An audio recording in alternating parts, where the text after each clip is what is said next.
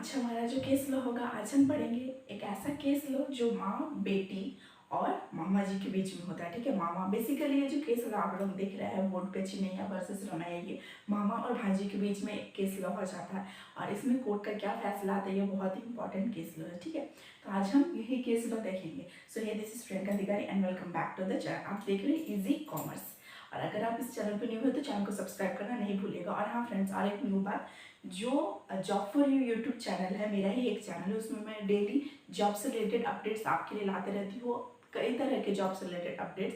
तो अगर आप जॉब के लिए सर्च कर रहे हैं तो आप उस चैनल को सब्सक्राइब कर सकते हैं। मैंने उसका जो लिंक है वो डिस्क्रिप्शन बॉक्स में आपको प्रोवाइड कर दिया है। तो देखिए फटाफट से देख लीजिए, चिन्नैया वर्सेस रमैया, ये एक स्टोरी है, एकदम स्टोरी ही है, रियल केस है। ठीक है, तो स्टोरी वे में समझिए, आपको फटाफट से समझ में आ जाएगा। एक मदर होती है, कौन? एक मदर होती है। ठीक है, मदर है, मदर का कुछ प्रॉपर्टी होता है। ठीक है,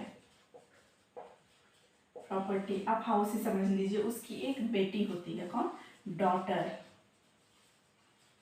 उसकी एक डॉटर। यही यहाँ पे जो मेन केस है, हम क्या देख रहे हैं यहाँ पे, मदर होती है, उनका कुछ प्रॉपर्टी होता है, डॉटर होती है। डॉटर का नाम क्या होता है? रमैया। ये जो डॉटर है यही कौन होती है? रमैया। ठीक है, ये डॉटर है रमैया। अब ये जो मदर है ये बहुत ओल्ड हो जाती है। ये क्या हो जाती है? बहुत ओल्ड हो जाती है, बूढ़ी हो जाती है। मदर का एक भाई है, जो इसका क्या, रमैया का क्या, मामा जी लगेंगे। मदर का एक भाई होता है, उसका नाम होता है क्या? चिन्नैया। ठीक है, मदर का ब्रदर, ब्रदर ये कौन होता है? चिन्नैया। तो यही बहुत इंपॉर्टेंट केस है। अब मदर जो होती है वो ओल्ड हो जाती है, वो अपने भाई को कुछ मंथली पेमेंट करते रहती है। मदर जो है अपनी बेटी रमैया को क्या बोलती है कि मैं जो ये प्रॉपर्टी है, एक गिफ्ट डीड, एक गिफ्ट डीड के अंतर्गत, एक गिफ्ट डीड अपने डॉटर को बोलती है कि मैं तुम्हें ये प्रॉपर्टी दूंगी, लेकिन उसके लिए एक शर्त है, एक कंडीशन है। वो कंडीशन क्या है कि ये जो रमैया है, रमैया अपने मामा जी को, चिन्नैया को, ये रमैया अपने मामा जी को क्या देगी?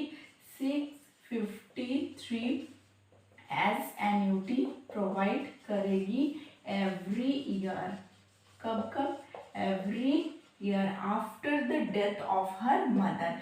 तो ये कंडीशन होता है, ये क्या होता है? ये एक कंडीशन होता है। उस बेसिस पे इन दोनों के बीच में एक कॉन्ट्रैक्ट फॉर्म हो जाता है। इन दोनों के बीच में, मदर और डॉटर जो कि रमैया होती है, इन दोनों के बीच में एक कॉन्ट्रैक्ट फॉर्म हो जाता है कि मदर जो होती है वो अपना जो प्रॉपर्टी है वो एज ए गिफ्ट अपने डॉटर को प्रोवाइड करेगी on the basis of a condition. वो कंडीशन क्या रखती है कि ये जो ब्रदर है इसका, चिन्नैया, उनको ईयरली 653 एन्युटी के रुपीज में पेमेंट करना होता है। इस पे ये जो डॉटर रहती है रमैया, वो एग्री कर जाती है। वो क्या बोलती है? ठीक है मम्मी, मैं मामा जी को ये प्रोवाइड करूंगी। लेकिन इनके डेथ के बाद, मदर जो होती है वो कुछ साल के बाद डाई हो जाती है। ठीक है, मदर के डेथ के बाद, आफ्टर डेथ, आफ्टर डेथ क्या होता है कि ये जो रमैया होती है, ये चिन्नैया को क्या करती है? कुछ सालों तक तो ये जो एन्युटी का अमाउंट रहता है वो प्रोवाइड करती है, लेकिन कुछ सालों के बाद ये एन्युटी का अमाउंट वो प्रोवाइड करना बंद कर देती है। ठीक है, वो बंद कर देती है। इसके बाद क्या होता है? ब्रदर जो होता है वो कोर्ट में केस फाइल कर देते हैं। तो ये जो रमैया है ये क्या बोलती है कि ये जो पार्टी है ये एक स्ट्रेंजर टू ए कॉन्ट्रैक्ट है, इनके और मेरे बीच में कोई कॉन्ट्रैक्ट फॉर्म नहीं होता हुआ है। क्यों? जो बेसिस होता है, मेन बेसिस इस पूरा केस लॉ का हम जो सीखेंगे वो होगा कंसिडरेशन। अब कंसिडरेशन मतलब होता है समथिंग इन रिटर्न, मतलब आप मुझे कुछ दो, मैं आपको कुछ दूंगी, ये होता है समथिंग इन रिटर्न।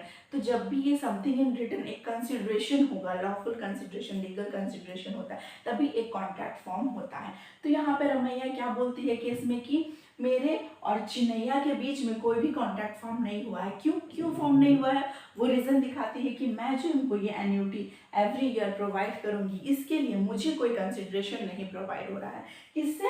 इनके ब्रदर से कोई कंसिडरेशन प्रोवाइड नहीं हो रहा है। तो ये एक वैलिड कॉन्ट्रैक्ट नहीं है, तो इसीलिए मैं लायबल नहीं हूँ उनको ये पे करने के लिए। ठीक है, मेरा और इनके बीच में कोई भी कॉन्ट्रैक्ट नहीं हुआ था।